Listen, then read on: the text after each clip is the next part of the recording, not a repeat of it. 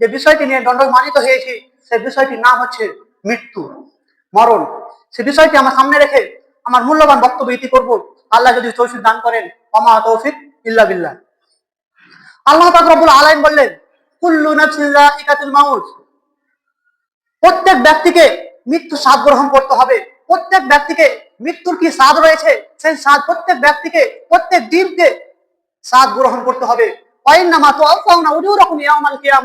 এবং দুনিয়ার মধ্যে কি ভালো কাজ করেছে, দুনিয়ার মধ্যে কি খারাপ কাজ করেছে, সেইগুলো কি আমাদের মাঠে তাকে দেখিয়ে দেওয়া হবে, সেইগুলোর আমলনামা দেওয়া হবে, সেইগুলোর প্রতিফল দেওয়া হবে কিয়ামতের মাঠে।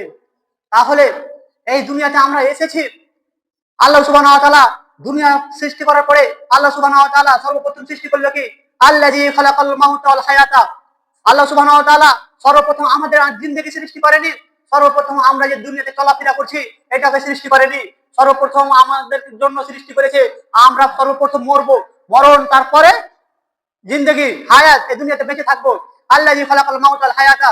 আল্লাহ সুবহানাহু ওয়া তাআলা প্রথমে মউতকে সৃষ্টি করেছে, প্রথমে মরণকে, তারপর হায়াতকে। আমরা কতদিন বেঁচে থাকবো, দুনিয়াতে কতদিন থাকবো, দুনিয়া ছেড়ে আমরা চলে যাব। কিন্তু আল্লাহ সুবহানাহু ওয়া তাআলা এইগুলোর যে করেছে, কোরআন মাজিদের মধ্যে 114টি সূরা রয়েছে।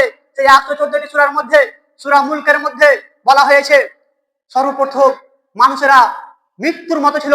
কাইফা তাকফুরুনা বিল্লাহি ওয়া কুনতুম আমওয়াতান ফাহইয়াকুম সুম্মা ইউমীতুকুম সুম্মা ইউহয়িকুম সুম্মা ইলাইহি তুরজাউন।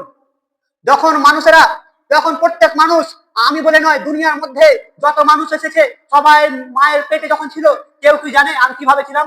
কেউ জানে না।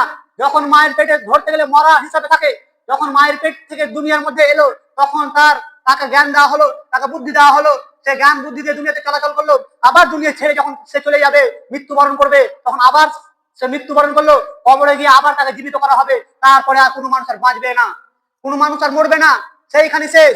সেইখান থেকে যদি ভালো কাজ করে থাকে, যদি ভালো আমল করে থাকে, তাহলে কবরে প্রশ্ন করা হবে, তারপরে হাসর হবে, কিয়ামত হবে, ওই পুলসিরাত হবে।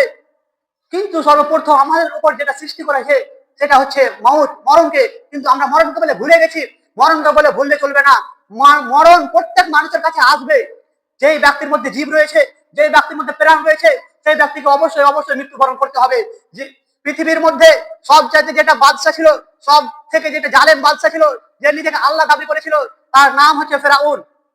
ফেরাউন বলেছিল কি, তার স্ত্রীকে যখন বললো, হে আমার স্ত্রী, তুমি আমাকে আল্লাহ বলে দাবি করো, তুমি আমাকে আল্লাহ বলে বিশ্বাস করো, তখন তার স্ত্রী তাকে আল্লাহ বলে দাবি করেনি, তখন তার স্ত্রী তাকে আল্লাহ বলে মানেনি। তখন তার স্ত্রীর ওপর অনেক জুলুম করেছিল, অনেক অত্যাচার করেছিল।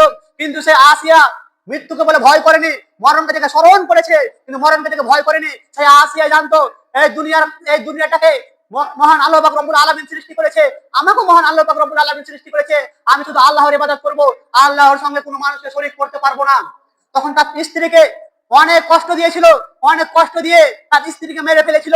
দুনিয়ার মধ্যে এমন কোন মহিলা নাই যাকে আল্লাহ সুবহানাহু ওয়া তাআলা দুনিয়ার মধ্যে জান্নাত দেখিয়েছিল। তার নাম হচ্ছে কি, আসিয়া। আসিয়াকে আল্লাহ সুবহানাহু ওয়া তাআলা, যখন আসিয়া মৃত্যুবরণ করে, তখন আসিয়াকে আল্লাহ সুবহানাহু ওয়া তাআলা দুনিয়াতে জান্নাত দেখিয়ে